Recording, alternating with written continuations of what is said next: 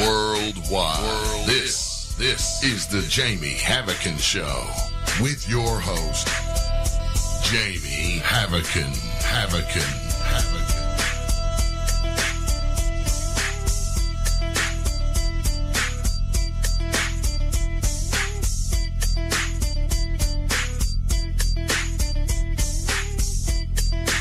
Hello all and welcome to the Jamie Havican Show. Glad you guys can join us tonight. It's going to be an interesting night. With me as always is my co-host Bill, and tonight we're going to be bringing to you some very interesting information. Kind of like last week, we sometimes bring well-known guests on, but all people have different kinds of information. You don't have to be well-known to have vast knowledge. And this week, again, we're bringing a friend on, and we're going to talk about many, many different things. So, yes, he's going to be a great guest. Yeah, and I think you guys will enjoy it. And with that, let me tell you a little bit about him. Mike Carrano is an experimental philosopher, systems consultant, and metanoetics living and working out of Yale, New Haven, Connecticut, a former U.S. congressional candidate. Carano is the sitting chair of philosophy for the Libertarian Party of Connecticut, as well as an acting representative of the Global Association of Systems Thinking. As an author of Asleep in a Helix, Survival and the Science of Self-Realization, Carano at present resides as a senior intelligence analyst and vice president of Avatar Paradigms, a professional consulting service whose mission is to bring the message of holism, systems theories, and conscious evolution into homes, universities, campuses, and corporate boardrooms of America through lectures, open debates, and public symposiums. And tonight we're going to be talking about a mixture of things. But with that, let me welcome Mike to the show, and he can fill us in on some of what we're going to talk about tonight. And this could be part one of a series of shows that we may do. So welcome to the show. Hey, thanks for having me. I really appreciate it. So, check one. The question is that a lot of people are probably wondering what exactly are metanoetics, and it's kind of a tongue twister coming off the palate. So, would you mind if I just took a little bit of time to explain to you what it is and how it works? Sure. Okay. Very briefly, if we flash back to the 18th century, there was a philosopher. His name was Immanuel Kant, and Kant, he wrote a treatise on the limits of rationality, and this treatise launched a revolution in philosophy. And the revolution it launched was so massive that really its reverberations are still being felt today. But if we flash forward to the 20th century, it's here that we really discover a Japanese philosopher by the name of Hajime Tanabe. And Tanabe was himself an aficionado of Western intellectualism. He's the one who coined the term metanoetics, and he did it by borrowing from the Greek term meta, and as you may know, that means beyond, and from nous, which means knowledge. And he really did this in order to denote what he described as insights that fundamentally transcend the limits of rationality that thinkers such as Immanuel Kant or others defined in works like Critique of Pure Reason. So when I decided to call my philosophy metanoetics, I really wasn't aware of Tanabe's work. It was really a friend of mine who happened to be a colleague of Ken Wilber's. You guys might be familiar with him. He's a philosopher as well. And Joel brought it to my attention first. If you guys are interested in philosophy, I suggest you read Spin Bits by J.D. Morrison. He's a fantastic thinker, and he's also a good friend of mine. But when I decided to call my philosophy metanoetics, like I said, I wasn't aware of Tanabe's work.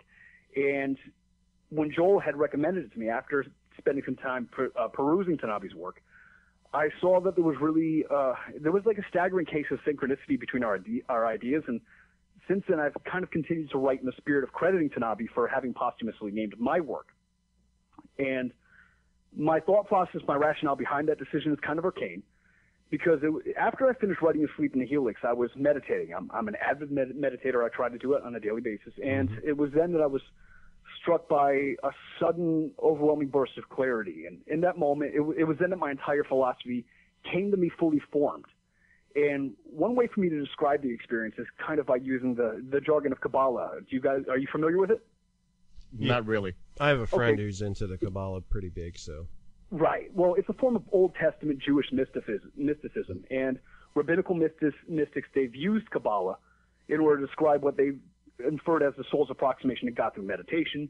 And when someone does that, they emerge from the state of consciousness with a litany of strange insights from having experienced a state of superconsciousness, which they call Ein Sof, which they say is similar with those experienced by earlier Hebrew prophets.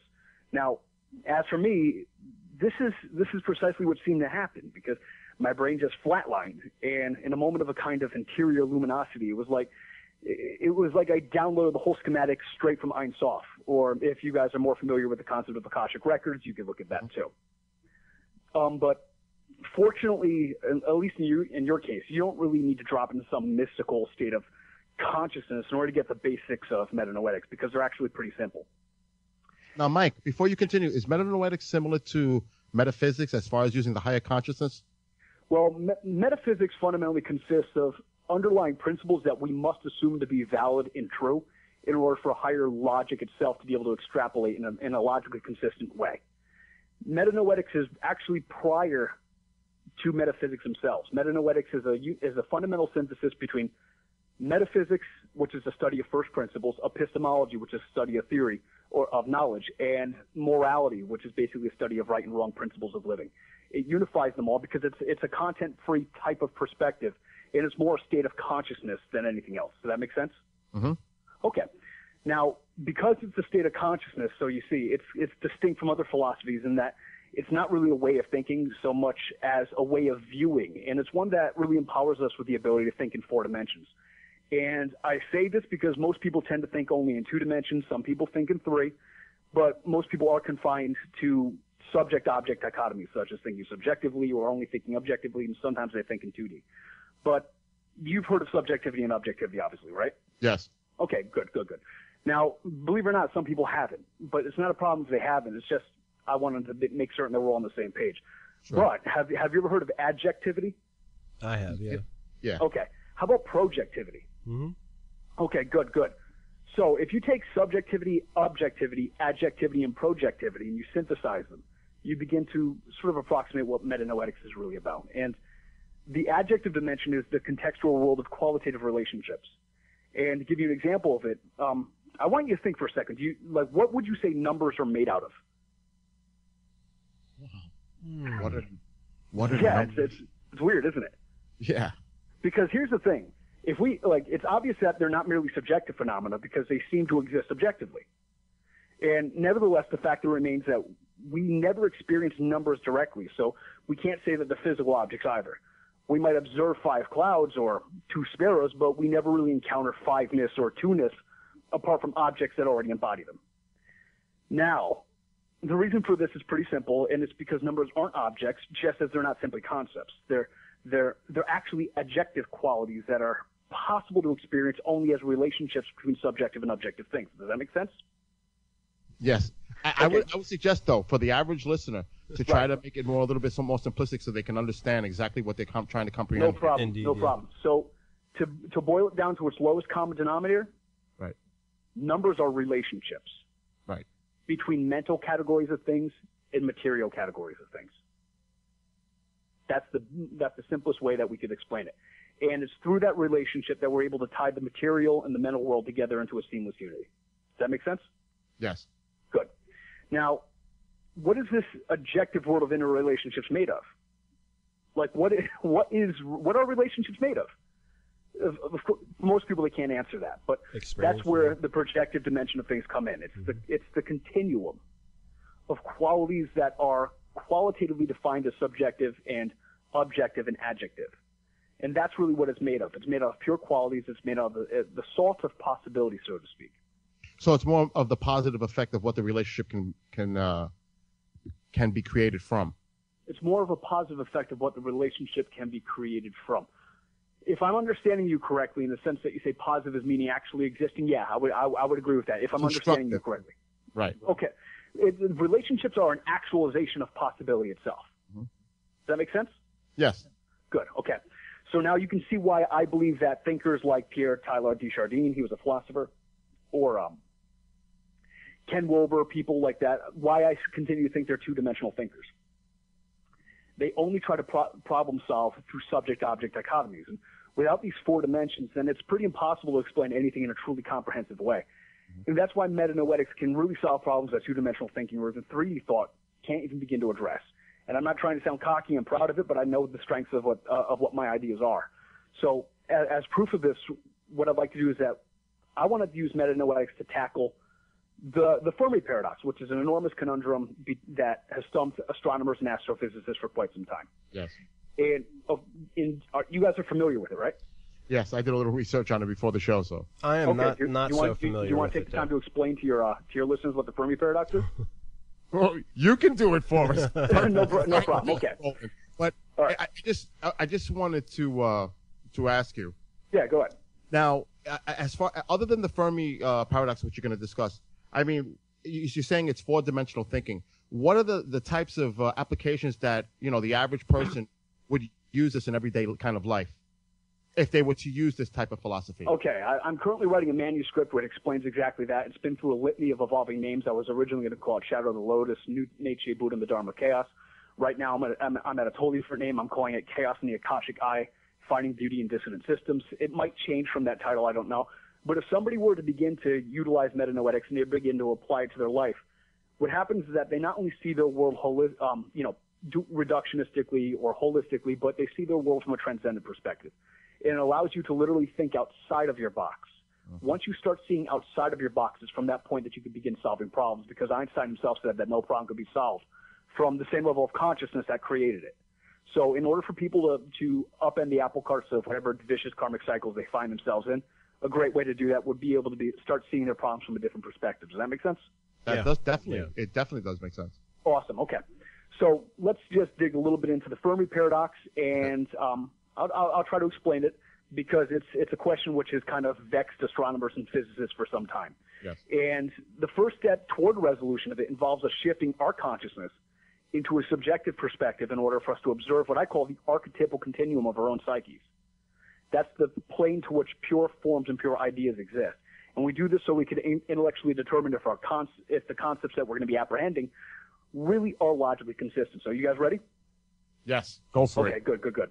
If you have any questions, because I tend to be a little bit garrulous and a little bit verbose, stop me, throw me down, and I'll be happy to explain things. Okay. But as you probably already know, Stephen Hawking, you guys are certainly familiar with him. He's a theoretical physicist. But what you probably aren't aware of is that he's confident that aliens exist. Now, in 2010, he actually went ahead, he told the Discovery Channel, and I quote this, he said, "To my mathematical brain, the numbers alone make thinking about aliens perfectly rational." End quote. So he's looking at it obviously from a mathematical perspective. And you see, according to the research of physicists like John Turing and others, the observable universe has a diameter of approximately 93 billion light years, which is enormous, but that's the case. And that's just what we can see. And according to the astrophysicist Mario Livio, there are as many as 200 billion galaxies that we're aware of in the known universe. Right. And with each of these galaxies having anywhere between 100 billion to even a trillion stars. Exactly. And also, when you really break it down, what is habitable, the exoplanets and in the Goldilocks zone, etc. You know what? I'm glad that you mentioned that, because that's going to make what's coming down the line, and it's going to be precedented. So it's going to make sense that now you've introduced that. That's awesome. It's good that you've actually done the background knowledge about exoplanets and Goldilocks conditions, because it's going to make everything I say more intelligible and at least more intuitive. But to give you an idea of how much a trillion is, if you counted a number a second, it would take you 31,000 years to hit a trillion. Wow. Yeah, it's huge. So every galaxy has anywhere between 100 billion to even a trillion stars. So if you counted a number a second, it would take you 11 days to count to a million. If you counted a number a second, it would take you 46 years to hit a billion. If you counted a number a second, it would take you 31,000 years to hit a trillion. That's so between 100 billion and a trillion stars. It's a lot. Yeah. But according to data which was published in 2012 from NASA's Spitzer telescope, have you ever heard of it? Of course, yes. Okay, good. You see, because the universe is expanding at a rate of approximately 74 kilometers per second for every 3 million light years, there's really no way we'll ever be able to contact these other galaxies, because the rate of the universe's expansion is just simply too fast. Right. And this means that unless all of our best physical models for understanding the universe are basically wrong, and superluminal speeds are possible, then virtually everything beyond our galaxy is really beyond our ability to reach forever. So NASA, and according to the NASA World Book 2007, They said our sun is really only one star in a galaxy that consists of approximately 400 billion others. Mm-hmm.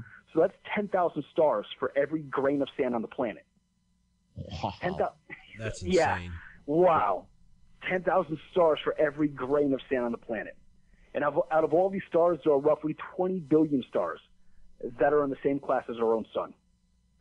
And really, even more amazing than that is, according to research conducted at the University of California, and it was published in the Proceedings of the National Academy of Science, all the available evidence appears to indicate that virtually 1/5 of these stars have Earth-sized planets in the Goldilocks conditions.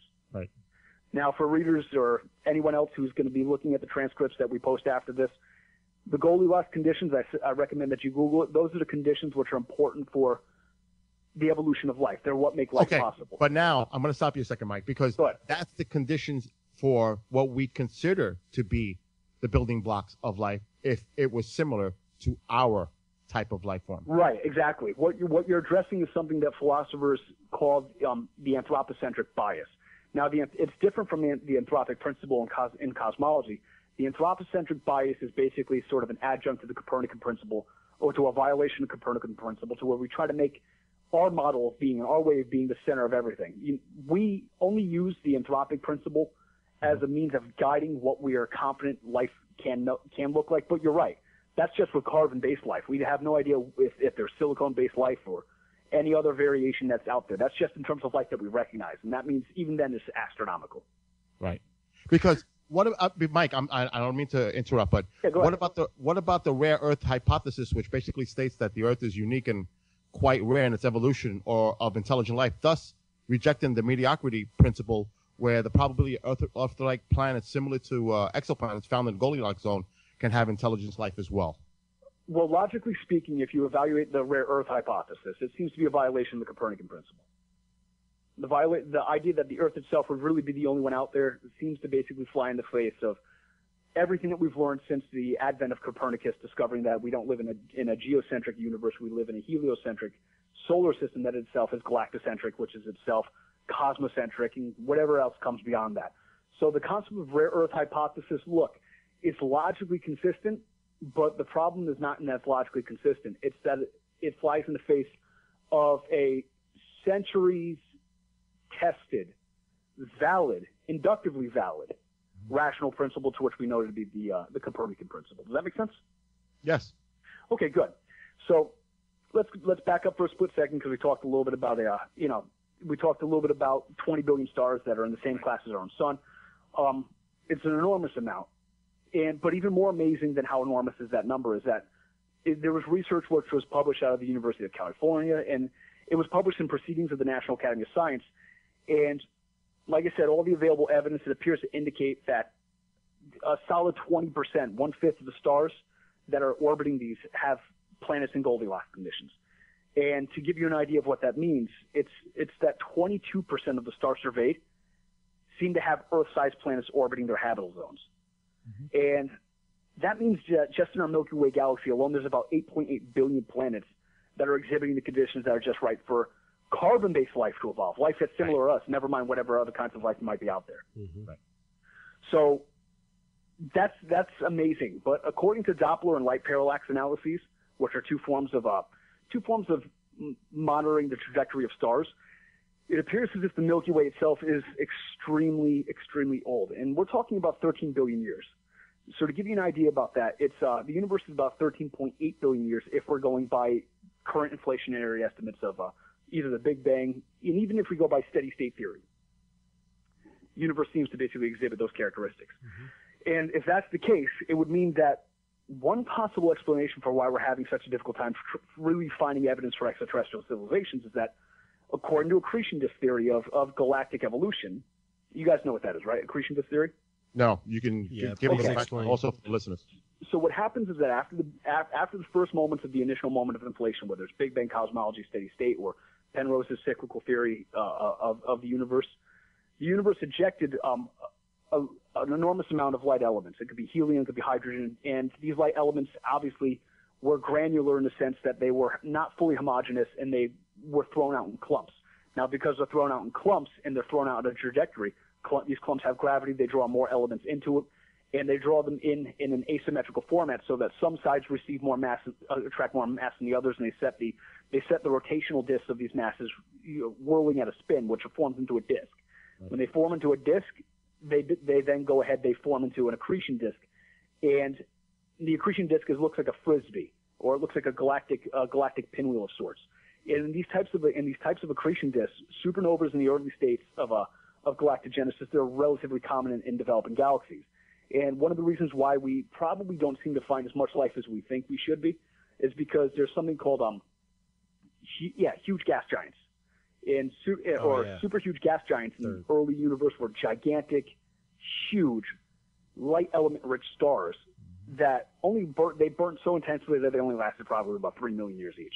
And then they would detonate and they would throw all these elements out, scattering them across the galaxy. But the early evolution of the universe would have been rich with all types of apocalyptic events, largely coming from the detonation of these super huge class of stars. And if that's the case, then conditions for life, at least in our own galaxy, wouldn't have simmered down until about 2 billion years after the fact, which is right around the time that the galaxy itself would be stable enough for the first habitable planets to form. Mm-hmm. So, do you follow me so far? Yeah. Good. Now, after that, according to a U.S. Geological Survey, which was published in 1997, Earth is only about 4.5 billion years old. I mean, it's a long time for us, but it's yesterday at the level of the universe. And that means that before Earth even existed, there were already trillions of opportunities for life to evolve just within our own galaxy alone. And now you can see why Stephen Hawking, the man himself, why he's a believer in aliens. However, for Hawking, he told Discovery Channel in 2010 that, and here's his exact quote, he said that the real challenge is to work out what aliens might actually look like, end quote. Mm-hmm. And that's where the research of a Russian astrophysicist, his name was Nikolai Kardashev, he comes into play. You've ever heard of him? No. I have not, no. Okay. Well, he was a Russian astrophysicist, and he came up with the kind of theory of different types of intelligent civilizations we might stumble across, because he believed it was reasonable to suspect that the universe should exhibit evidence of 3 kinds of extraterrestrial technology. And he called the first type a Type 1 civilization. And a Type 1 civilization is a species of intelligent life that's evolved up to the point where it really acquired a technological mastery over all the available energy sources on its home world. So, for example, it would have mastered fossil fuels or nuclear sources or wind, solar, whatever. And by these standards, we as human beings are roughly 2 centuries away from even qualifying as a Type 1 civilization. Right. Now, even beyond that, more advanced than a Type 1 civilization is what Kardashev called a Type 2. And this is a civilization that it really hasn't only mastered all the energy on its home world, but it's gone beyond that, and it's acquired the capacity to harness all the energy around its home star. And one way that this might be possible has been speculated by the 20th century physicist Freeman Dyson. And he conjectured that there might exist something which today we call Dyson spheres.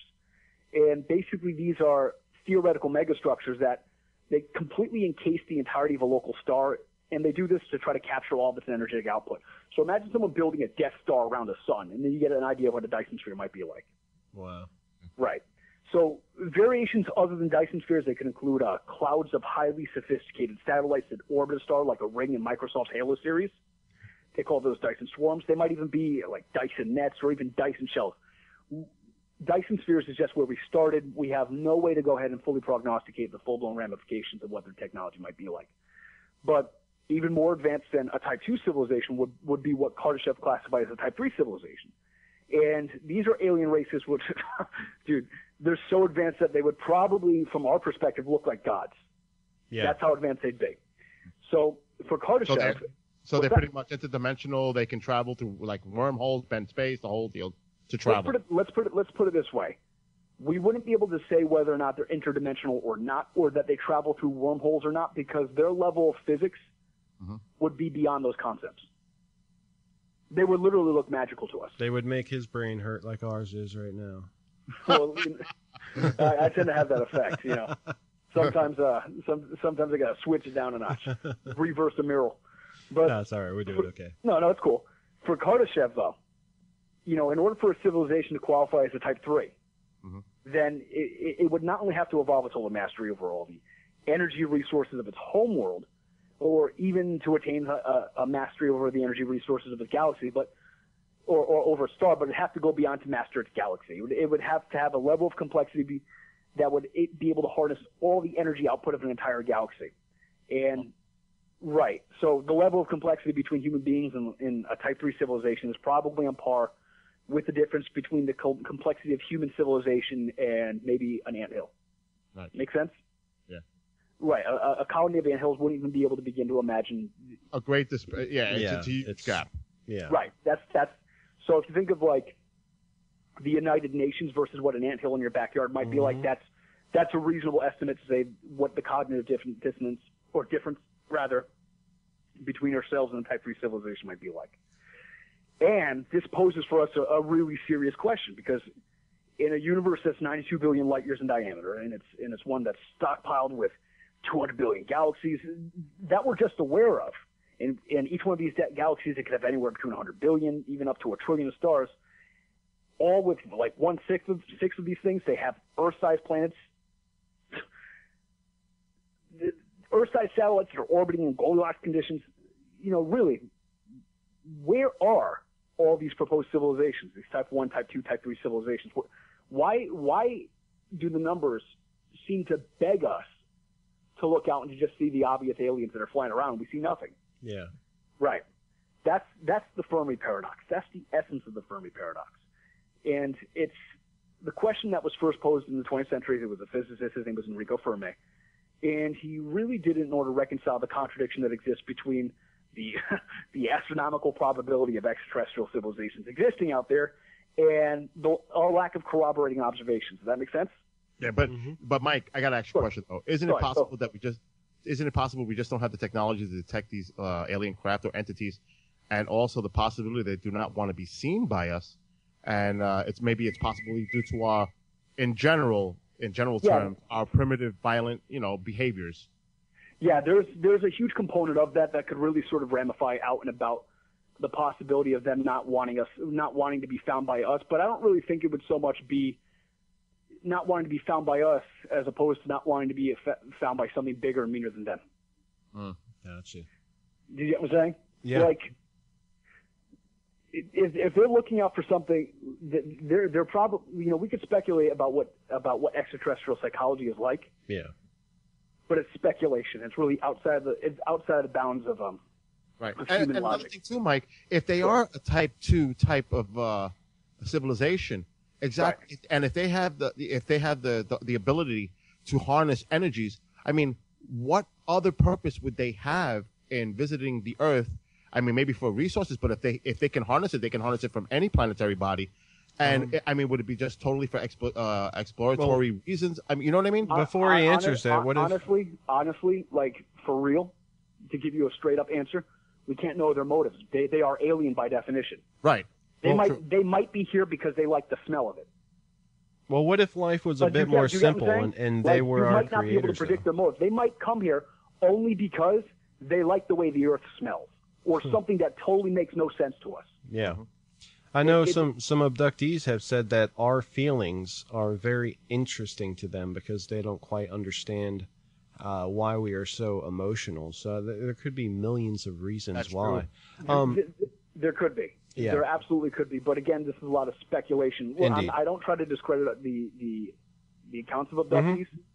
But what I try to do is that I try to use a method of metanoetic analysis to everything that comes my way. Yep. And I don't dismiss people out of hat because I think skepticism has a value, but I don't think I think it's also important to be skeptical of your skepticism. Yeah. And to keep your arrogance in check. That's really important for me. So when it comes to like making types of observations, something to the effect of trying to reconcile like the Fermi Paradox is within the range of our ability to sort of make heads and tails of, but trying to estimate what the intentions of visitors might be. It's hard. If they exist at all, and I think they do. We'll get into that.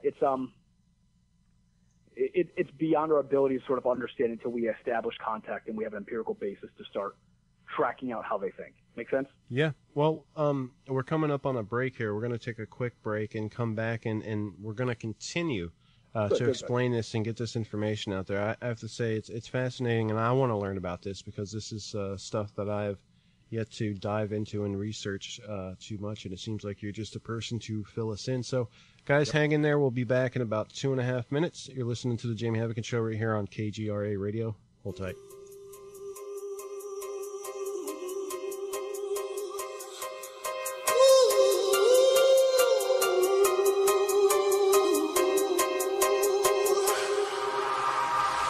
I don't care what they think about me, and I don't care what they say. I don't care what they think if you're leaving. I'm gonna beg you to stay. I don't care if they start to avoid me. I don't care what they do. The first annual Milwaukee Paranormal Conference is coming to the Irish Cultural and Heritage Center in downtown Milwaukee, Wisconsin. It all happens June the 6th from 12 to 7 p.m. with free admission for a day filled with speakers and panels discussing ghosts, UFOs, Bigfoot, and much more. Over a dozen guest speakers, including Roswell author and researcher Don Schmidt, who will be in attendance to talk about the Roswell slides, Linda S. Godfrey, author of American Monsters, and Noah Lee of Paranormal Investigators of Milwaukee. T. Krulos will be there premiering his new book, Monster Hunters. Check out the vendor hall and sign up for one of the free ghost tours taking place after the conference. Visit www.milwaukeeparacon.com for more information. Keep listening to KGRA for your chance to win a package of tours for two from Hangman Tours and KGRA. It all happens June the 6th from 12 to 7, and admission is free. Visit www.milwaukeeparacon.com for more information.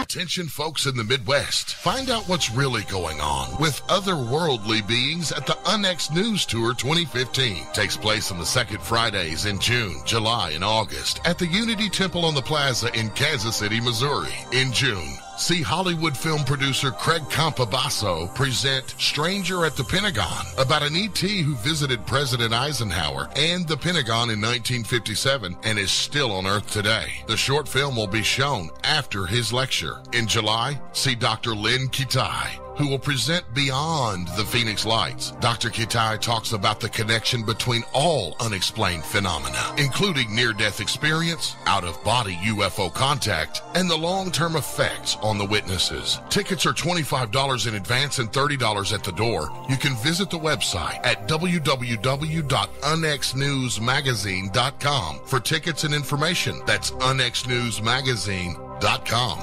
Always on the edge of the hottest alternative talk. Yes, there had been crash retrievals of UFOs, and we have to really hunt, we have to research, we have to do our work really well. Always has been, always will be. KGRA, the planet.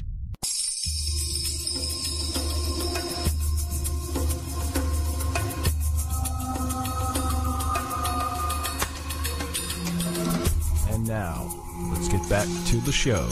You're listening to The Jamie Havican Show, right here on KGRARadio.com.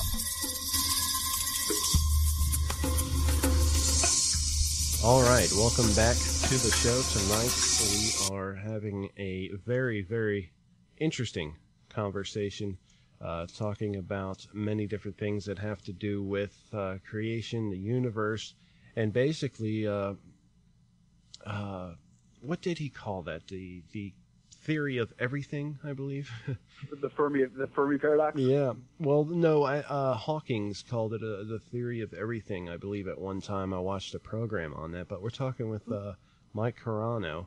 And let's get back into where we were talking about the Fermi Paradox and where we left off. Okay, great. Now, for listeners who are just tuning in, the Fermi Paradox is really a question that was first posed by physicists. And they wanted to try to reconcile the existence of a contradiction between the astronomical probability of extraterrestrial civilizations existing versus really the lack of corroborating observations. And according to Robin Hanson, who he's a professor of economics, he's over at I think it's George Mason University, I believe. But anyway, he said that one way to account for the discrepancy between hypotheses and observation is to propose the existence of what Hanson termed great filters. And, Jamie, you were just talking about filters. You were talking about green filters. What ideas do you have that you think filters are, just to make sure that I'm on the same page as you? I think filters are the possibility of life getting to the stage where it would evolve, the many different hurdles it may have to go through. I'm just taking a guess. I have not researched this. Okay, so you're on the right path. Let me just bring a little bit more clarity. You're right. I just want to focus it a little bit more. Okay. Basically, a great filter is anything that prevents life from surviving long enough to realize its evolutionary potential. Oh, wow. Right. Either as a type 1 or a type 2 or a type 3 civilization. Make sense? Yeah. Good. Now, some of these great filters are already in our past. And one example, which was discussed in the proceedings of the National Academy of Science, was when around 200,000 years ago, our species was literally teetering on the brink of extinction. Now, there's a number of questions regarding this and a number of theories speculating as to possibly why this was the case, but it could have been a consequence of natural disasters like eruptions or supervolcanoes or anything which really forced our ancestors to survive under conditions which were really parallel to those of a 1,000-year nuclear winter.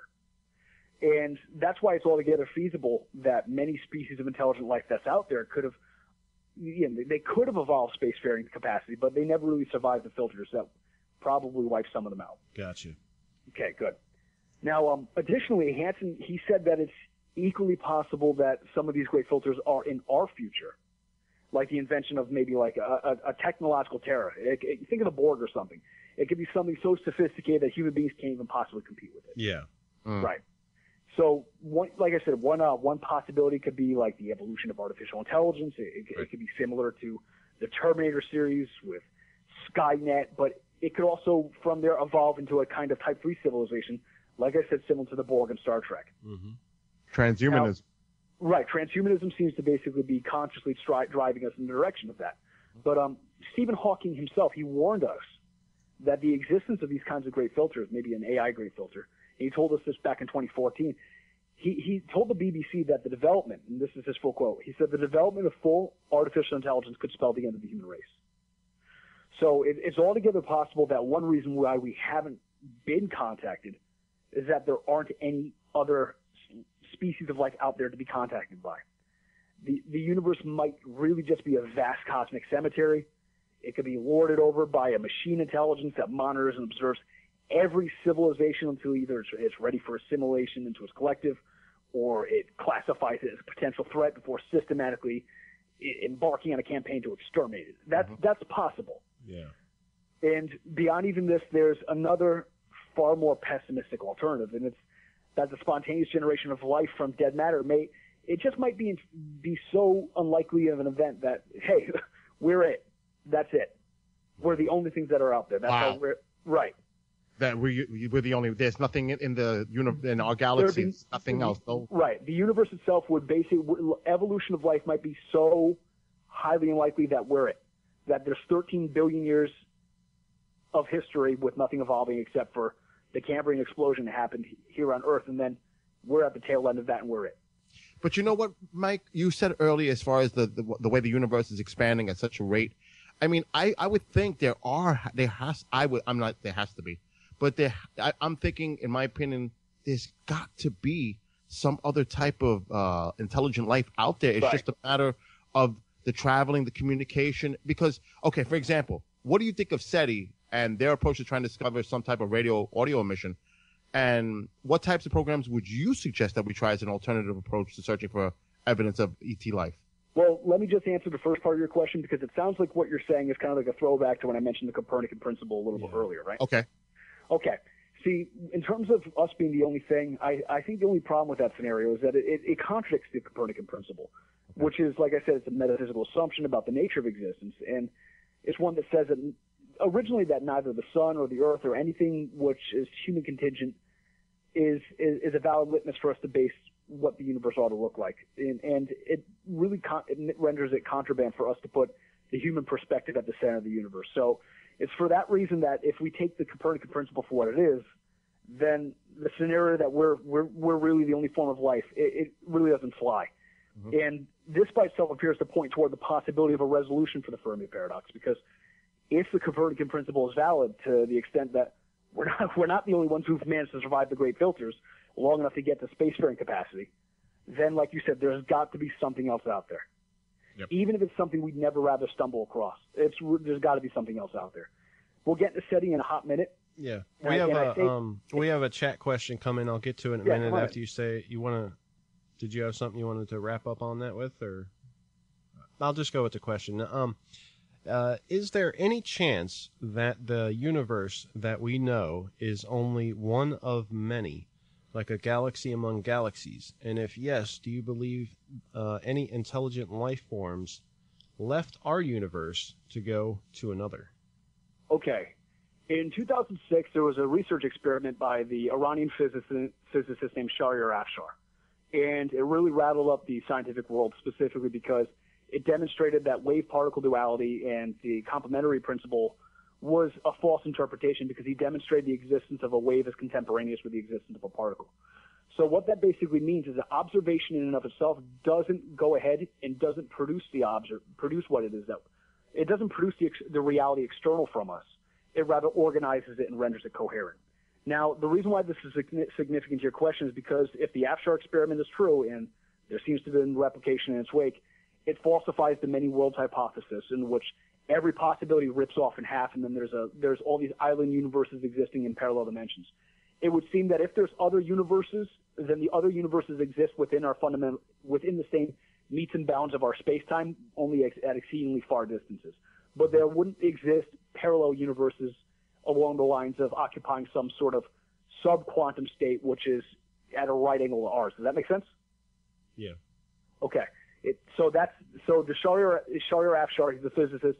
He falsified the many worlds hypothesis of quantum mechanics, but there's replication of it. So it's possible that there could be island universes, but they'd have to fundamentally exist in the same type of Einsteinian relativity space that we have, but they'd have to be really, really far away. So they might sort of be effervescing in the same type of space-time, the way how quantum foam effervesces. So the universe itself might be infinite in that respect, but our particular universe with a lowercase u is really where we are in all that there is. And there could be alien life elsewhere. Yes, the possibility is there, absolutely. But we don't want to talk about anything is technically possible. That really doesn't tell us much. It's more about what is actually the case insofar as we can affirm. Right. Okay. That makes sense, right? Right. Yeah. Okay, good. So, like I said, I personally think that the existence of the non-existence of extraterrestrial life abroad is a violation of the Copernican Principle. And I say this because, given all the scenarios that we've really just looked at, the extraterrestrial resolution of the Fermi Paradox is really the only philosophically coherent option out there, out of all the major alternatives, even when we consider other filters. So, with that out of the way, if we kind of shift our consciousness from the subjective dimension of awareness to the adjective plane of the way how things are, then we could use metanoetics to begin to assess whether or not the extraterrestrial resolution actually contributes something to our understanding of the universe. So things get a little bit simpler here, and it's going to be a little bit easier to follow because we got through with the heavy slogging. But this is where things really get interesting, because this is where the theory of a researcher, his name is Robert Lanza. He's a research scientist and a doctor, and according to Lanza, he said the reason that we can expect to find the universe teeming with life is because the very existence of the universe depends on the existence of life rather than life existing as a kind of secondary epiphenomenon that's dependent on the universe. So I know that sounds counterintuitive, but I'm going to try to simplify it. Let's explain it so people can follow. The reason that the universe depends on biological life, this is according to the physics, is due to what physicists call the observer effect of quantum mechanics, which is a principle known to science based on the discovery that nothing can be said to be a coherent reality when it's not being observed, okay? Mm-hmm. And rather, the only thing that can be said is that everything exists as a kind of mathematical cloud of scrambled possibilities. And in order for that cloud to actualize into a coherent reality, then it requires a living conscious observer to actualize it. And they do that by observing it. You guys heard of this effect, right? Kind of. If you haven't, there's a fantastic physics book on the topic. It's called Quantum Enigma. It's a great book. It's by physicists Fred Kuttner, Bruce Rosenblum. For you listeners at home, pick that thing up. It's the best book on quantum mechanics written, in my opinion, at least for lay people. Now, according to Lanza, he's discovered that the reason why the universe appears to be hospitable to life is because universes whose physical parameters don't include the eventual emergence of intelligent life that's really capable of making the observation, is that it's impossible for the wave function of the universe to collapse without the possibility of an observer being included in it. So as a result, it appears that the only universes that are possible are biocentric universes that are outfitted with all the parameters that are necessary for the widespread proliferation of life.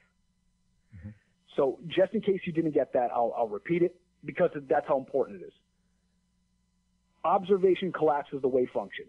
And if there's not an observer that's included in the possibility of the wave function, the universe can't become real. Okay? And what that means is that only universes outfitted with all the parameters that are necessary for the widespread proliferation of life, only those physical universes are physically possible. And that's why Robert Lanza calls his theory the theory of biocentrism.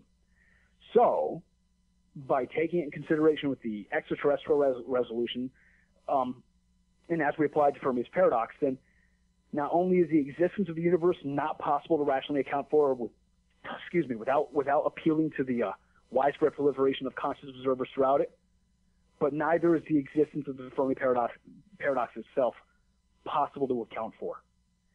And neither is the existence of even a resolution for the Fermi paradox without the existence of a widespread proliferation of conscious observers anywhere in the universe. There needs to be a widespread.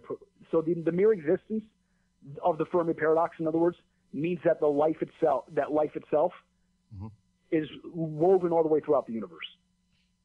Well, Mike, I got a question for you. Sure, now we're speaking specifically about intelligent life, but I mean, there has to be some type of correlation where if a meteor impacts the Earth or other planets that have some type of microbial life, that it can travel throughout the galaxies, universe on these objects and cause life to be created on a hospitable planet. Right. That's the theory of panspermiation.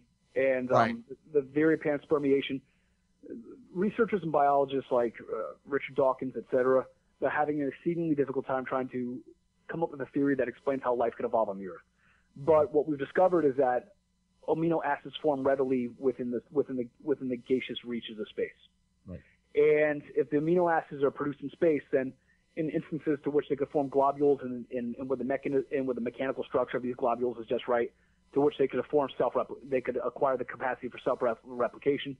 It's beginning to look like space itself is the progenitor of life itself. And if that's the case, then, there's solar wind, there's stellar winds, they could blow life all over the place. Exactly. Right. So panspermia is definitely something which it's on the table, it's ready to be looked at. And that plays well into biocentrism. It tells us that, the extraterrestrial resolution to the Fermi paradox, even if we're going from the perspective of panspermia or panspermiation, it has to be the correct explanation, and not only because it's the most rational resolution of the paradox, but also because it's the only logically possible solution to the paradox. Mm-hmm. And I say this because it's the only one that answers. It's the only one that's possible, since all the other ones, they transgress either against the Copernican Principle by saying that we alone exist, or they violate the observer effect by saying that the widespread existence of constant observers isn't necessary for the existence of the universe, which we know it is. That's why. So with the question regarding the rationality of the extraterrestrial resolution, since it's behind us, I think we're free to shift the metanoetics of the investigation from what I call the existential matrix of the topic toward the objective perspective of the available data in order for us to learn a little bit about whether or not it's possible to empirically substantiate the extraterrestrial resolution on the basis of cold, hard evidence. So you guys ready? Go for it. Good. So let's get down to some of the facts. And the facts really are that in August 5th of around 1977, I think that's when it was, a narrow-band radio signal. It was emanating from deep space somewhere near and about the constellation Sagittarius. It was detected by a researcher named Jerry Ekman. And was that at Arecibo? What's that? That happened at Arecibo, didn't it? Yeah. So, Jerry Ekman was over at Arecibo, and he was working on the project, at SETI, which is, as you probably know, it stands for the Search for Extraterrestrial Intelligence. Mm-hmm. And it was there that the Big Ear radio telescope over at Wesleyan University's Perkins Observatory, it detected a signal. It wasn't explicable in terms of any known natural phenomena, but at the same time, it was bearing all the hallmarks of a non-terrestrial, intelligently ordered signal from a position outside of our solar system. Now, the signal was 30 times greater than the background noise of space, and it lasted for about 72 seconds before Big Ear wasn't able to find it anymore. And with one possibility for why the signal was lost being deducible to the fact of space-time expansion distorting the trajectory of the transmission, so that eventually just fell out of alignment with our own planet and we weren't able to recover it. Make sense? Yes. Yeah. Okay, just make sure. I wasn't sure if I was No. Okay. We're taking it in. We're processing. No problem. So you probably take all the time that you need because it's all about imagination. And as you can imagine, the WOW signal was received with a firestorm of media attention. It was a level of media attention that's really reverberating to this day because obviously we're talking about it. So in light of all the available information and given the narrow broadcast band that the signal occurred on, there are three primary inroads for explaining the WOW signal. Either we've discovered a new behavior for radio waves that's really not predicted by our physical models, and therefore our physical models are wrong, or maybe we've discovered a new natural phenomena that's really been hitherto unprecedented by the standard model, and therefore our best model of physics is wrong, or our physical theory remains sound and that our best model of physics succeeded in making a unique measurement, and we've really discovered an occurrence that can be rationally and precisely explained in terms of these models by arguing that it truly was an artificial signal. Now, Occam's razor is a principle in science and philosophy also, and it states that all explanations being equal, the one with the least amount of assumptions necessary tends to be the correct explanation. Right. And in this case, the extraterrestrial resolution to the Fermi paradox is, by all the standards of measurement, the simplest, the most familiar, and the most rational explanation, and also the most comprehensive explanation for the WOW signal. So, in other words, we're more confident than not that the WOW signal was really an extraterrestrial broadcast. Interesting. And in fact, the WOW signal was so obviously artificial that a bunch of skeptics, they've really taken it upon themselves to argue that it must have been an intercepted human transmission. Mm-hmm. But this was quickly ruled out because an international agreement regarding protected spectrums about what wavelengths broadcast can be transmitted to and what they can't be. It occurred at megahertz of 1420.41, and that range is a violation of international law. So it really couldn't have been terrestrial. Right. It couldn't have been terrestrial unless it was a military broadcast. But we would have found that out. We would have found that out too, and we would have intercepted that. Now, here's the thing. You got to remember something. The transmission it was about 72 seconds long. Now, to give you a realistic, and I'm not exaggerating, this is a great analogy for it. To give you a realistic equivalent of that, it's kind of like fishing on a pier. You're overlooking a pond, you're fishing on a pier, suddenly something snags your bait and runs with it for 72 seconds. And you're struggling on it until your line is cut so that you come up without a fish. Mm-hmm. So the question is, how do you know it was a living thing on the other side of your line? Well, obviously because it matched the pattern, right? Yeah. Right. Well, that's exactly the same case with the WOW signal. Mm-hmm. All indicators are pointing to another living thing as the source of the broadcast. That's how complicated its behavior was. So, while some researchers stepped forward with the announcements that we've made contact, other steady researchers, they were holding out on making a pronouncement for the sake of good science. But at this point, by all parameters that we can measure, the WOW signal nevertheless qualifies, and it really does as the first piece of evidence that the public is widely aware of that substantiates the extraterrestrial resolution as the answer to the Fermi paradox. But because I'm also aware of the tendency for self-deception in matters in things that are this exciting, it's really critical for any meta-analytic investigation into a matter like this to really try to go beyond just a casual and causal review of the objective evidence by searching for a means that we can indirectly verify that the WOW signal actually what it was. Does that make sense? Right. Yeah. Good. So here's how we do this, and we do it by assuming a projective perspective on the data. And we do this to learn if we've been able to replicate our results since then. And this is really easy enough to do. Because if we go back to like 2003 or 2003, another team of astronomers who were working closely with SETI, they were really laboring to see if they could replicate a discovery similar to that of the WOW signal. Now, to do this, they used a gigantic telescope, and it was stationed in Puerto Rico, and they did this to analyze around 200 sections of the sky that had been pinpointed as sources for anomalous radio signals. So out of all these signals and out of all these efforts, many candidates that they've been able to field, they've been able to, and they've pinpointed them, and they've looked at a bunch of candidates, but the signal that most seemed to satisfy their criteria for a repeat scenario of the WOW signal, it was a broadcast that's located between Aries and Pisces constellations, and that's a place in the sky where really no planets or even stars are ostensible. We can't really see anything there.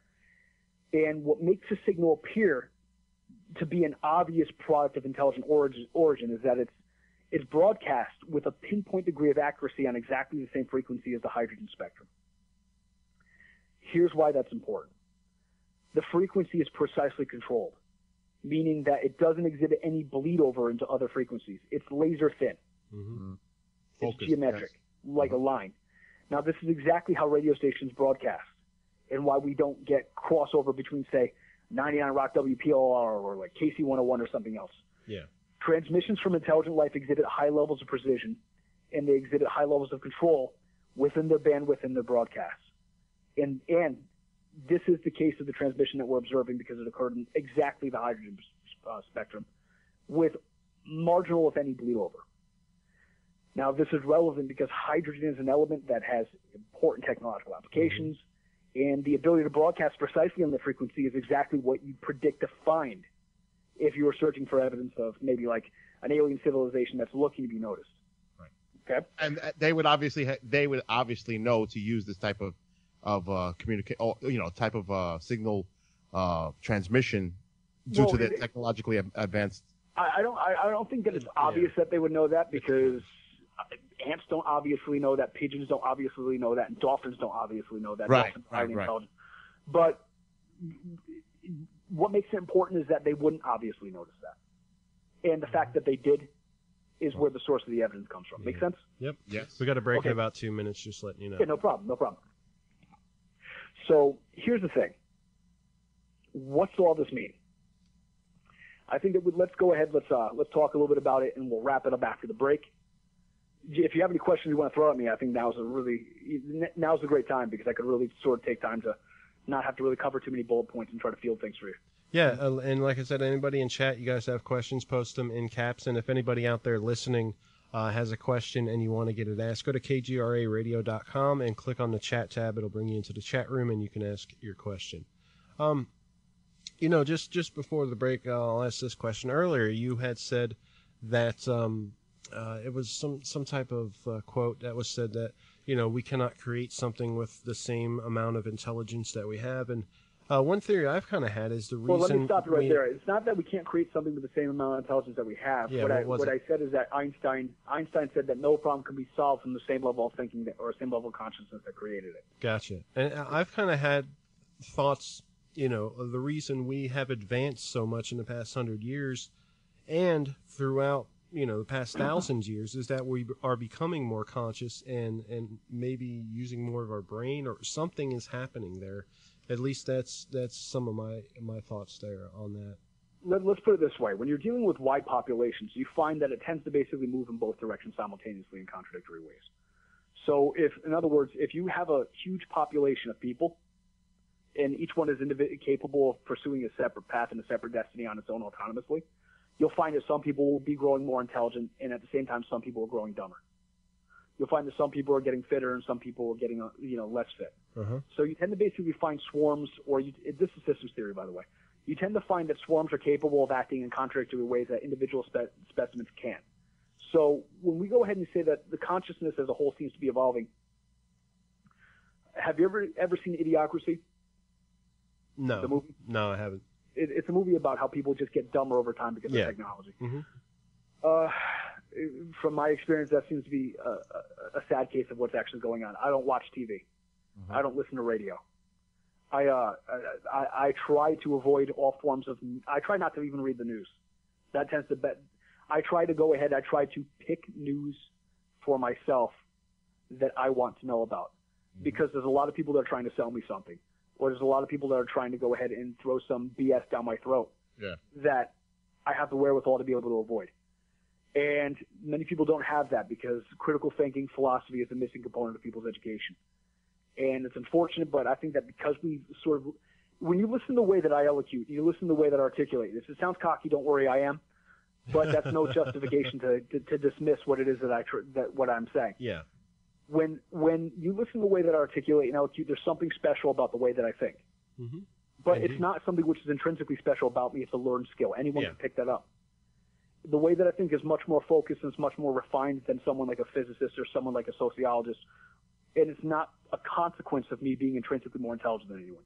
It's a learned skill that could only be developed through philosophy. Mm-hmm. If there's any doubters that are out there about the power of what philosophy can do for you, look at me, I'm it, and know that there's intellectual prowesses which are within your spectrum of capacity that you can achieve for yourself if you just basically apply yourself in the right direction. Study philosophy, study logic, and then apply it to science.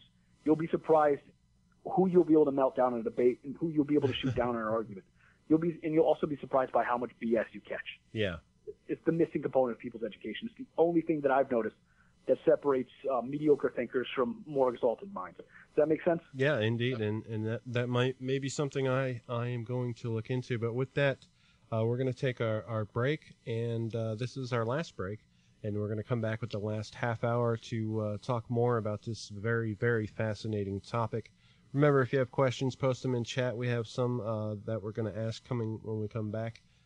We'll be right back. Hold tight. You're listening to the Jamie Havican Show right here on KGRA Radio, The Planet. I'm doing it for a thrill, hoping you'll understand, and then let go of mine. I'm going in for the kill. I'm doing it for a thrill, hoping you'll understand, and then let go of mine. Did you know that there is another way to listen to all of the great UFO paranormal talk radio on KGRA while on the go? Well, the KGRA has partnered with TalkStream Live to bring you a call-to-listen feature from any phone. Simply dial 605-562-4206 on your cell phone. No smartphone, apps, or internet needed. No extra cost if you have unlimited minutes. Add the number to your contacts and dial hands-free. Listen to the KGRA from any phone, anywhere, anytime. Just dial 605-562-4206. That's 605-562-4206. Making it even easier to get the talk radio you want from TalkStream Live and your KGRA digital broadcast station. Angioprim can unclog blocked arteries and improve blood flow in all parts of your body. Angioprim is oral chelation. Easy, simple, liquid oral chelation. You take it with juice before breakfast and forget about it. Angioprim works fast, unlike old-fashioned chelation that takes hours. Just log on to angioprim.com. That's Angioprim, A-N-G-I-O-P-R-I-M, angioprim.com. Angioprim users say they have more energy, more strength, more endurance. Increased circulation and blood flow will make all your body parts work better. Log on to angioprim.com to get more information on how you can get started and start feeling better, having fun, and doing more again. Lots more. Talk to a trained Angioprim consultant. Call Angioprim toll-free at 877-882-7221. That's 877-882-7221. Or log on for complete information. Angioprim.com. That's Angioprim.com. Find out how Angioprim can work for you. Get the facts about Angioprim at Angioprim.com. You're listening to the KGRA Digital Broadcasting Station. Van Buren, Arkansas. Sarasota, Florida.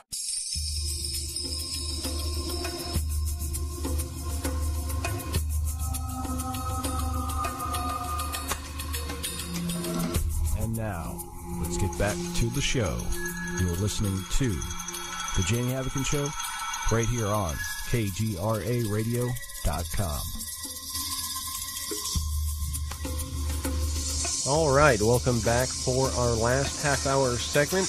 Tonight we are talking about a topic which we have learned a lot about in little pieces, but has never been put together in such a way as it is tonight. And it's being done so very masterfully. And we're going to continue on that. But first we have a question from chat that I'm going to ask. Let me get back over there to it. Let's see. Where'd it go? All right, it says either we are first or we are in quarantine. Either scenario is truly mind-blowing. If we are the best the universe has to offer, how do we deal with the responsibility? Okay, either we're first or we're in quarantine. All right, right off the hop, I just want to address that. That's the logical fallacy of the false dilemma. And the logical fallacy of the false dilemma is whenever two options are presented as if they're the only options, when in fact there might be more options. It could just be the case that we're not the first and that we're not in quarantine. It's just that no one's managed to also be able to find us because our broadcast technology gets diluted by background radiation, and they just simply haven't found us. That could be the case. So I disagree with the first set of initial assumptions about that. I think that the statement itself is invalid. But it does sound like an intelligent question overall. I want to thank whoever it was that asked that for putting that out there. But the second half of the question was, what was it? How do we handle the responsibility of if we are in quarantine, or if we are indeed the only species or smart, intelligent life forms in this universe, how do we deal with that responsibility? Okay, let's back up for a split second, because let's answer the second question first and the first question second. If we're all that exists, which I think the evidence is peremptory that it's not the case, but if we are, look around the world. Look at the world around you and say, this is it. Now, I'm a deeply spiritual human being, but I can't say the same for everybody else. If you're not spiritual, if you're a secularist or if you're an atheist, that's all well and good. And if it occurs to you that we might be it, look at the sky over you, look at the earth around you. Indeed. Realize that this is your chance right here, right now, and think of how inconceivably precious and rare this moment is. Yep. And how, under any and all circumstances, if we're all that's out there, Earth itself has to be the light of the universe. Yeah. Our civilization must survive. We must preserve this planet. We must take care of the environment, because I agree. It's only through us that would be able to spread life to the rest of a dead universe. You know what, Mike? Isn't it possible that there are civilizations that may have reached the same point that we're at and also are going down the same bleak path of self-destruction? Well, they never reach. It's inevitable. They never reach the capacity to get to type 1. I personally don't think that we're on a path to self-destruction. I really don't. I think that we're on a path to in certain dimensions, it's obvious that things need to be fixed. Right. Let me say this. Whenever you turn on the news, what do you see? You see war, famine, disease, right. war. Negative. You see nothing. Right. You see nothing but bad news. Right. But when you go out to the grocery store, what do you see? People open the door for you. They get out of your way. Yes. They help you. You know, morons and callous jerks tend to be the exception out there. Now, I didn't start realizing this until I stopped watching the news. And I realized that there's a bad news bias in our news. Mm-hmm. The reason why I think this is because we live in a system that tries to go ahead and destroy our good faith in the quality of our fellow neighbor, so that we can continue to question their capacity to manage their rights and their freedoms responsibly, so that we're incentivized to vote away their freedoms. Mm-hmm. I don't believe that people are intrinsically bad. I don't believe that people are intrinsically stupid. I don't believe any of that, because I come from a background to which I was really, when I was a little boy, they put me in a special education program. Yeah. Me of all people. They put me in special education. I elevated myself through my desire to learn to a state to which people far and wide don't consider me that anymore. Mm-hmm. All right? So I believe in the intrinsic goodness and the intrinsic capacity of every human being. I see it as a fact because I see what I've done for myself. I don't think that people are garbage. I don't think that civilization is on a road to ruin. I think that we're on our way towards a global breakdown of the system that we currently have, and out of the ashes, where the system itself is a distributive structure, we're going to reintegrate something more ecologically sustainable, more economically viable, and we're going to evolve beyond that. I really believe that. I also don't believe that AI intelligence at the level of what Stephen Hawking is afraid of is possible, but that's for another discussion. Okay. I don't think that we're on a road to ruin. We're only on a road to ruin of our current way of life. Human beings are resilient and will survive. Mm-hmm. One way or another, we're going to come out on top. I believe that. Now, in terms of we're the only life that's out there, we have a responsibility to be the stewards of the earth, to be the guardians of the earth, and to do everything that we can to spread life throughout the universe in order for trillions of years down the line. The earth itself is the universe itself is burgeoning with life and consciousness. Mm. But I don't think that's the case, because I think it's a violation of the observer effect and also the principle of biocentrism. Now, if we're not the only being in the universe, which we know we're not, because the wow signal and the fact that we were able to replicate the result of it seems to confirm that. The question is not so much how are we going to adapt to that responsibility, but the question is how are you as the listener and the audience going to respond to that? I'm talking to you, the person who's listening to this, with the knowledge that you're not alone in the universe, and with all the garbage that you see on TV and all the garbage that you see on the radio, And every time you have to tune on the radio, you have to hear about something about Kendall Jenner or Kylie Jenner, or Bruce Jenner Bruce Jenner becoming Caitlyn Jenner. All this irrelevant minutia that they saturate your mind with. The question is, in a universe which is filled with billions, if not trillions, of life, and opportunities for us to expand and to connect with other things physically, emotionally, spiritually, the question is not how are we going to respond. The question is how are you going to respond, knowing how amazing and extraordinary you are. Mm-hmm. How does that infuse your life with purpose and meaning? What are you going to do about it? What level of responsibility are you going to manifest? That's the decision. I can't tell you how to respond, but I tell you that you have to respond. And there's only really two directions you can choose. You can respond in ignorance, or you could strive to respond responsibly by conducting yourself morally, ethically, compassionately, but also from a perspective to which you don't take anybody's efforts to trample you. You stand up and you're willing to fight for your own intrinsic value, for your dignity, and for the dignity of others. Yeah, you have to choose that. And also, Mike, I think that a lot of people are also searching to find the truth through research and trying to find the answers that they seek to find the answers for. Listen, what you seek is seeking you. Right. What you seek is seeking you. If you don't put the energy out there to investigate the cause is not going to put itself out there to respond to your influence. Make sense? Yes, it does. Yeah. Now, Mike, I got one question for you. Sure. Go ahead. Okay. With all the references in ancient texts, scriptures, mythology, even drawings, depictions, art, cave, all this stuff in our ancient past.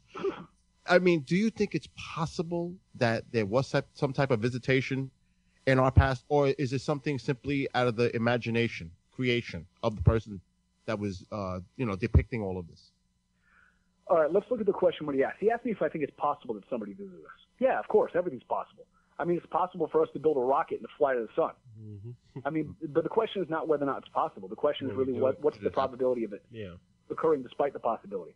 Mm-hmm. Look, I recommend anybody watch the debunking of the ancient astronaut hypothesis. Mm-hmm.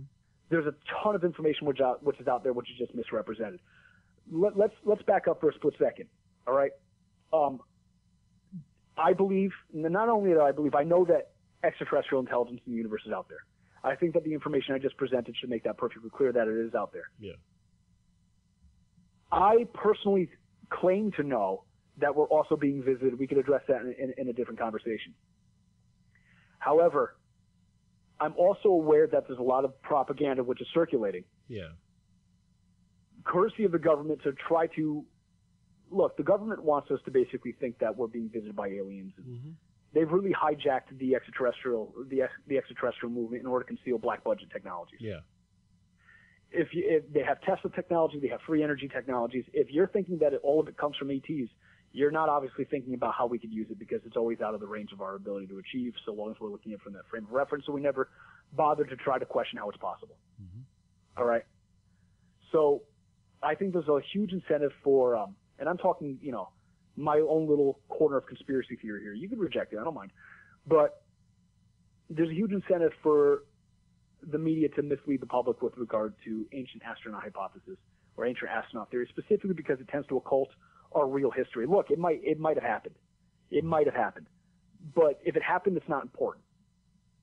Because what's more important is that we actually learn our real history first before we get into these really speculative theories. Most people don't know that, for example, most people don't know that the Irish in this country were slaves at the same exact number, if not more so, than blacks were in this country. Mm-hmm. Why? To me, that's a much more important issue than whether or not we found a spark plug in a rock that was split open. You know what though, Mike? It's all about the academia who writes the books. It really is. Right. So it's good that listeners are out there. They're paying attention to alternative theories. Look, before you venture into your alternative theories, know your orthodox theory. Know your orthodox theory cold up to the point to which you can start meaningfully asking questions that challenge it without sounding like an ignoramus. That's the most important thing you can do. If you want to get into alternative theory, by all means, but don't do it until your ducks are in line. Know your orthodox history. Know your orthodox science. Know the orthodox theory. So that way when you sit down and you have a criticism that needs to be made, your criticism is going to carry some weight, and you're going to know what you're talking about. So that when you say, hey, listen, the pyramids weren't built by X, Y, and Z, someone's going to be able to go ahead and say, well, how do you know? And then suddenly when you bring your facts to the table, no one wants to mess with you. That's how I do things, and that's how you get it done. Go down the if you want to be an individual, that's great. You want to be a contrarian, even better. But before you can justify being that, you have to understand that being an individual means standing out. It doesn't mean sticking out.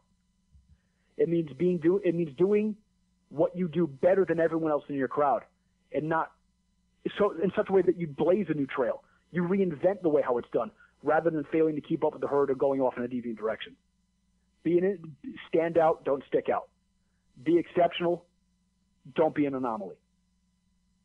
Does that make sense? Yeah, Yes, it does. Good.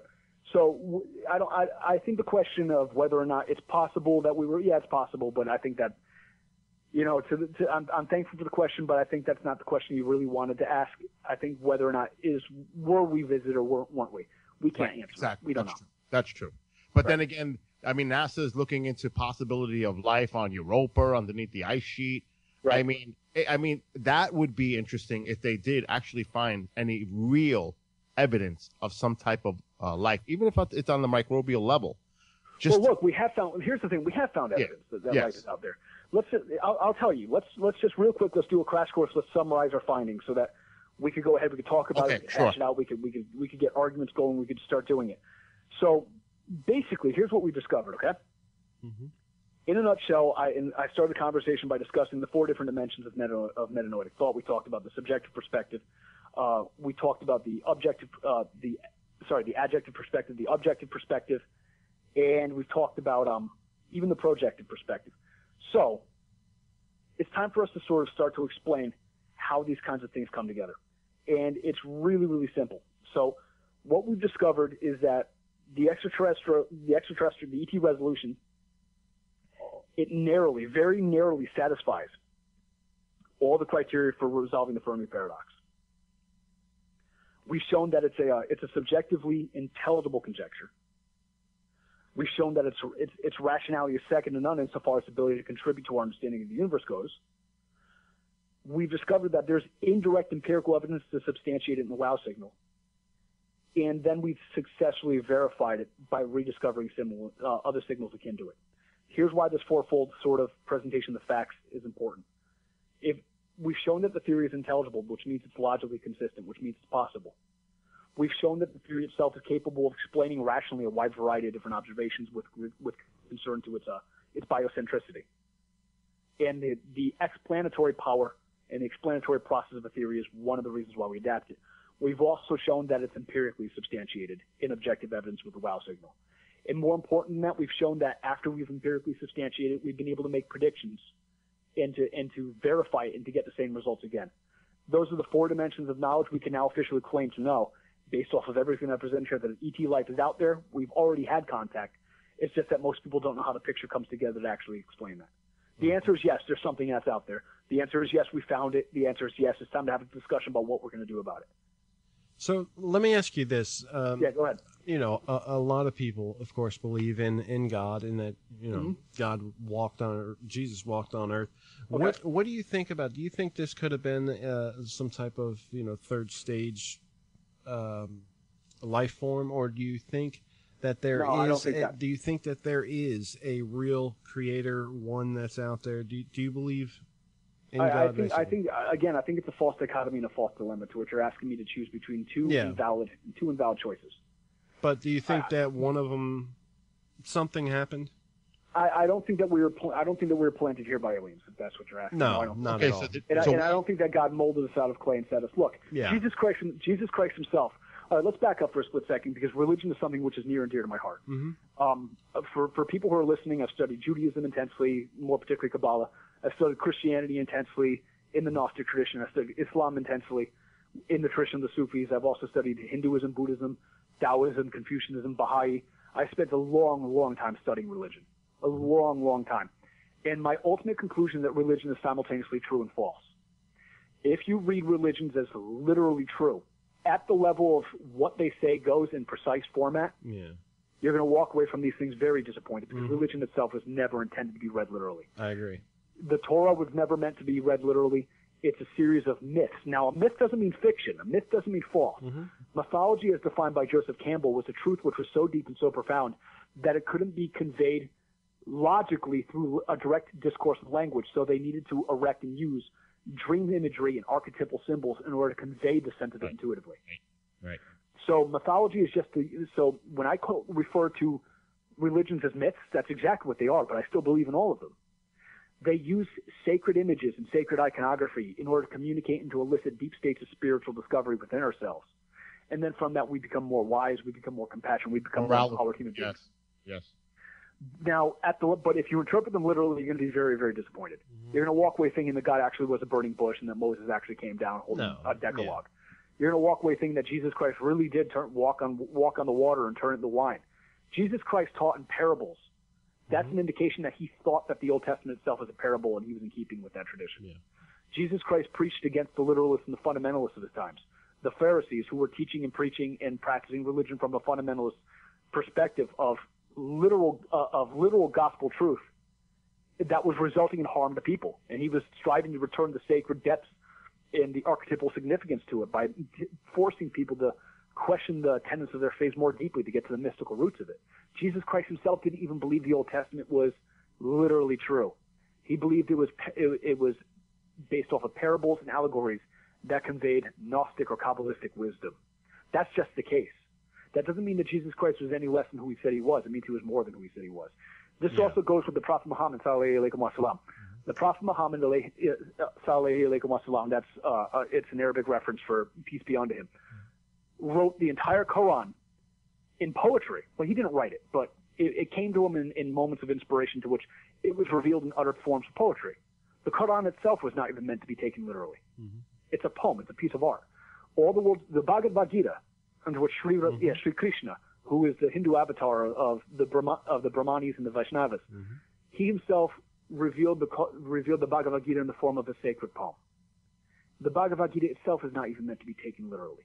All the world's great religious traditions were never meant to be taken literally. They were to first be known literally at your level of understanding what was immature, and then gradually was to lead you into understanding the deeper depths of it. So in Islam, they say that there's three stages of faith. They say that there's Islam, which is the superficial level to which you're practicing the 5 pillars of Islam. They say that after that there is Iman, which is theology, and then after that there's Ihsan, which is mystic perfection. Likewise, when you get into Patanjali's 8 limbs of yoga, there's the Yama, there's Niyama, there's Asana, there's Pranayama, there's Pratyahara, there's Dharana, there's Dhyana, there's Samadhi. Those are the 8 limbs, and your spiritual intensity and your depth of understanding graduates according to those with various degrees of depth and understanding. Likewise, in terms of Christianity, there's fundamentalism, there's theology, and then there's Gnosticism. You find that there's different depths in all the different world's religions. If you interpret religions on their face, you're going to walk away very disappointed because you're never going to be able to reconcile the literal interpretation with science.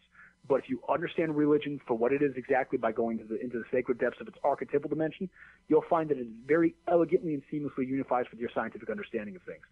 So what does this mean with regard to the extraterrestrial resolutions, the extraterrestrial hypothesis? Simply this. Very, very simply this. You can believe in God, and you can believe in science, and you can believe in extraterrestrial visitation simultaneously. However, if you're trying to explain creation along scriptural terms in terms of extraterrestrials, creation itself didn't happen in the way that Jesus Christ is often misattributed to believing it happened in such a way. And if he didn't believe it happened in that way, neither should you.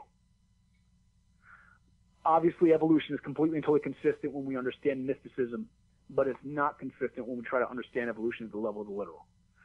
Intelligent visitation from supernal entities is obviously consistent when we view something along the lines of looking at religion from a mystical perspective. As anyone who's ever smoked dimethyltryptamine might already know. Okay? You're going to see a whole bunch of aliens if that's the case, but you're also going to see that it reconciles quite nicely with your spirituality as well. Yeah. So don't try to explain creation by appealing to extraterrestrials. You're going to be disappointed because creation itself didn't happen the way that the myths try to argue it did. They weren't trying to explain it that way. They were just trying to introduce a series of archetypal postulates that graduate your level of spiritual and theological and mystical understanding to where it needs to be until you can have a radical emendation of your consciousness. That's what's critical about that. So don't try to look to explain creations in terms of appealing to E.T. Gotcha. Because E.T. phoned home a long time ago. I just want to let people in chat know, anybody in chat, if you guys have any last questions, please get them in quick. We have about 5 minutes left to go here. It's interesting, Mike, you brought up poetry because there's an instance in the Epic of Gilgamesh, which is really ancient Sumerian, and they mentioned the Paradise Garden, and some believe that the Garden of Eden in the Bible was derived from that poem. Taking that, because there's a possibility. There's a possibility. One of the reasons why I tend to basically think that some of the same images come up again and again and again and again is best explained by appealing to the depth psychology of Carl Jung.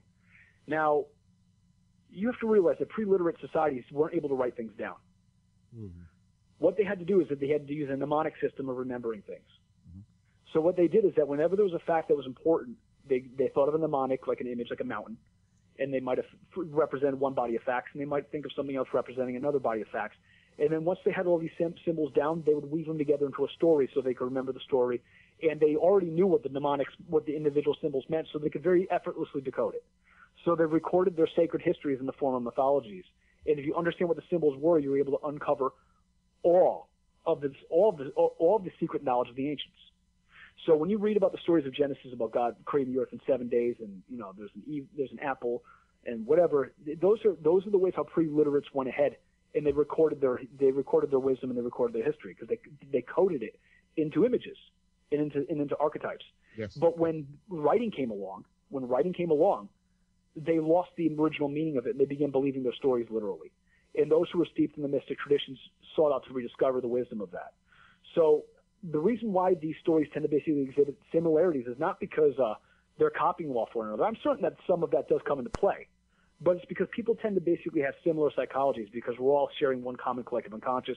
We all share a common reservoir of archetypes in our collective unconscious. We're all bound together by a common psychoid. And subsequently, we can't help but to think similar to one another because the structure of our brains are similar. Now, there was a question earlier. You can answer this very quickly.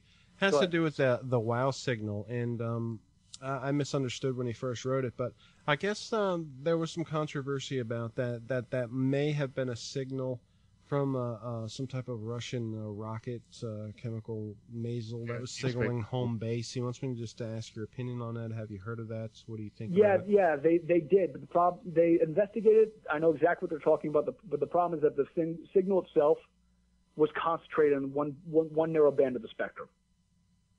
So it didn't have any warble or bleed over, which is something you would have expected if there was sort of like if there was a radio wave fragmentation coming off of like the alloys of a rocket. Yeah. Does that make sense? Mm-hmm. Good. Indeed. Mike, where can people, because we're almost out of time, but where can people find some of your work, your sites? Yeah, definitely. If you guys enjoyed my conversation with you guys today, and I certainly enjoyed talking with you, you know what? I'd like to extend an invitation for you to visit my website. My name is M.A. Carano. That's my pen name. You can call me Mike if we ever meet. M.A. Carano. My website is www.avatarparadigms.com. So it's Avatar like the movie, paradigms like whatever the hell you want to equate it to, .com. And I have a book. It's called Sleep in the Helix, Survival and the Science of Self-Realization. Hop on in, send me an email. I'd love to hear from you. I try to really involve myself as much as I can with people that are followers of my work. And we'll go from there. But I'm really appreciate. Hey guys, thanks for having me. I really appreciate it. Oh, it was great. Yeah. I actually learned a lot on my end. Yeah, thanks. And we've just touched base on this, and I think after people hear this show, they'll be very interested to hear more about this topic, and not just this topic, other